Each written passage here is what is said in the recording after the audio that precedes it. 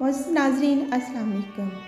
आज से तकरीबन 300,000 साल पहले मिस्र पर एक ज़ालिम बादशाह फ़िरौन की हुकूमत थी, जो न सिर्फ एक जाबर और बागी बादशाह था, बल्कि खुदा होने का दावा किया और हकीकी खुदा को चैलेंज करने की हिम्मत की।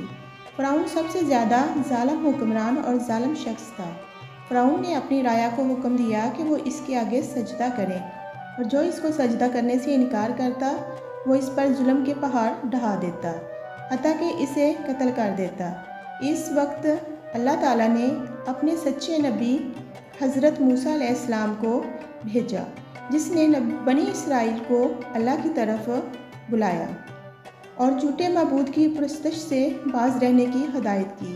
चनाचा फ़िरौन के महल में एक औरत ने हज़रत मूसा अलैहिस्सलाम का दीन कबूल किया, और वो औरत अल्लाह पर ईमान रखती थी, जिसका कोई शरीक नहीं था। इस औरत का नाम रिश्ता था, जो फ़िरौन के महल में मुलाजमा थी। फ़िरौन ने इसे अपनी बेटी की खिदमत पर मामूर किया हुआ था। एक दिन वो फ़िरौन की बेटी के बालों में कंघी कर रही थी कि कंघी गिरते हुए वो पकड़ने लगी, और इत्तेफाक से कंघी इसके हाथ से जब गिरी तो वो इसको पकड़ते हुए उसने बिस्मिल्लाह बेसाख्ता इसके मुंह से निकला। शहज़ादी ने कहा, आज तुमने अजीब कलमात कहे हैं। मेरा बाप फ़िरौन है, रब है, तौबा नाउज़ बिल्लाह। फिर तुमने किसका नाम लिया? इसने जवाब दिया कि फ़िरौन रब नहीं, बल्कि रब अल्लाह पाक है, जो मुझे और आपको और ख़ुद फ़िरौन को रिज़्क़ देता है। शहज़ादी ने कहा, अच्छा, तो क्या तुम मेरे बाप के अलावा किसी को अपना रब मानती हो? इसने जवाब दिया कि हाँ, मेरा, तुम्हारा और तुम्हारे बाप का सिर्फ़ अल्लाह पाक रब है। शहज़ादी ने इसकी इत्तला अपने वालिद को दी, जो बहुत नाराज़ हुआ और ग़ुलाम को अपने दरबार में तलब कर लिया। जब वो बांदी दरबार में हाज़िर हुई तो फ़िरौन ने पूछा, क्या तुमने मेरे अलावा किसी और को अपना रब मान लिया है? तो उस बंदी ने साफ कहा, जी, आपको खुदा कबूल नहीं कर सकती मैं। मेरा और तुम्हारा रब सिर्फ़ अल्लाह पाक है, जो बुलंद और अजीम है। फ़िरौन लर्ज़ गया और इसको ऐसे पुख्ता और जुरातमंदाना जवाब की तवक्को नहीं थी। फ़िरौन ने सोचा कि इस औरत को ऐसी ही सज़ा मिलनी चाहिए, ताकि कोई दोबारा ऐसी हरकत करने की जुरात ना करे।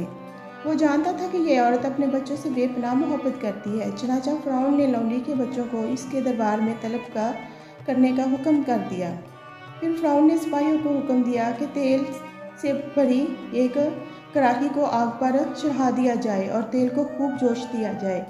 जब इस तेल को बहुत ज़्यादा जोश दिया गया, गर्म कर दिया गया, तो फ़िरौन ने हुक्म दिया कि इस औरत के तमाम बच्चे एक एक करके उबलते हुए तेल में डालना शुरू कर दो। फ़िरौन का हुक्म सुनते ही इस औरत की आंखों में अंधेरा छा गया। ग़ुलाम ने बड़े सब्र और हौसले से काम लिया। सिपाहियों ने नौकरानी के एक बच्चे को पकड़ लिया और इसे घसीट कर ले चले गए। बच्चा चीखने लगा और अपनी माँ से मदद मांगने लगा। फ़ौजियों से रहम की भीख मांगी। उन्होंने उम्मीद भरी नज़रों से फ़िरौन की तरफ देखा। सिपाहियों ने इसे धक्का दिया और घसीट कर देख के करीब ले गए। ग़ुलाम अपनी बच्चे को प्यार भरी नज़रों से देख रही थी और इसे अलविदा कह रही थी। चंद ही लम्हों में इसके जिगर का टुकड़ा खोलते हुए तेल में अंडेल दिया गया। चंद लम्हों में इसे मासूम बच्चे की हड्डियाँ तेल के ऊपर तैरते हुए नजर आई। फ़िरौन ने लौंडियों की तरफ देखा और कहा, अब इस पोशीदा खुदा को छोड़ो और मुझे रब मानो। औरत ने फ़िरौन की तरफ गज़बनाक निगाहों से देखा और इसे खुदा मानने से इनकार कर दिया। फ़िरौन की साबित कदमी और हिम्मत देखकर दहंग रह गया। थोड़ी देर बाद इसके दूसरे बच्चे को भी तेल में डालकर कत्ल कर दिया गया। अब सिपाही इस औरत के छोटे बच्चे की तरफ बढ़े, जो बेगुनाह था, मासूम था, बहुत छोटा था। फौजी बच्चे को ले गए तो बच्चा ज़ोर से चीखने लगा। माँ का दिल मुंह को आ गया। वो खुद पर काबू न रख सकी और वो ज़मीन पर गिर गई और ज़ोर ज़ोर से रोने लगी। वो अज़ीमुल शान खुदा, जिसका कोई शरीक नहीं, वो अज़ाब से बखूबी वाकिफ़ था। इस औरत के साथ ऐसा ही होगा। चनाचा अल्लाह की तरफ से एक मौजज़ा ज़ाहिर हुआ। वह मासूम बच्चा, जो अभी बोल भी नहीं सकता था, वह हुक्म खुदा अदालत में बोलने की ताकत मिल गई। इसने दरबार में तकरीर की और कहा, ऐ मेरी माँ, आप सही रास्ते पर हैं। बेशक दुनिया का अजाब आखिरत के अजाब से बहुत हल्का है। फ़िरौन के दरबार में मौजूद लोग बच्चे की आवाज़ सुनकर कांप गए, लेकिन इनके दिलों पर लगे हुए स्याह ताले अभी तक नहीं खुले थे। थोड़ी देर बाद उस बच्चे को भी देगची में डाल दिया गया और ये बेगुनाह मौत के गले लग गया। अपने तमाम बच्चों को तकलीफ़ में जलते हुए देखकर इसकी आंखों के सामने फ़िरौन के जुल्म से इस गुलाम का दिल टूट गया। अगर वो चाहती तो अपने मासूम बच्चों को इस दर्दनाक मौत से बचा सकती थी। इसे सिर्फ कुफर का कलमा पढ़ना था, लेकिन ये ज़िंदगी बचाने का सिर्फ एक बहाना होता। लेकिन इसे यकीन था कि इसका रब इसके लिए इस फना होने वाली दुनिया से कहीं ज़्यादा है। अब सिपाहियों ने गुलाम को पकड़कर देग की तरफ धकेल दिया और इस तरह इसके जहन में एक बात आई। इसने फ़िरौन की तरफ देखा और कहा, रुको, मेरी एक दरख्वास्त है। फ़िरौन को कुछ उम्मीद पैदा हुई। फ़िरौन ने कहा, हाँ बताओ, क्या चाहती हो? औरत ने कहा, तुम मेरी और मेरे बच्चों की हड्डियाँ जमा करो और एक साथ इन्हें एक जगह पर दफन करना।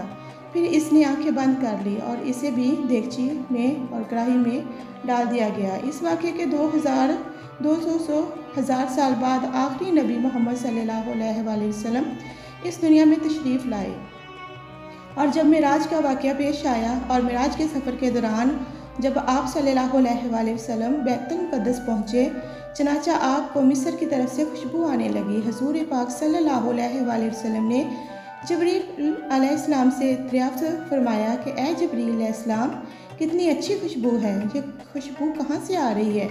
जिब्रील अलैहिस्सलाम ने फरमाया, ए अल्लाह के नबी सल्लल्लाहु अलैहि वसल्लम, फ़िरौन की एक लौंडी थी जिसने ईमान की खातिर अपनी और अपने बच्चों की जानों का सौदा किया। वो जगह जहाँ इसकी हड्डियाँ और इसके बच्चों की हड्डियाँ दफन हैं, ये खुशबू उस जगह से आ रही है और क़यामत तक खुशबू आती रहेगी। बेशक हम खुश नसीब हैं।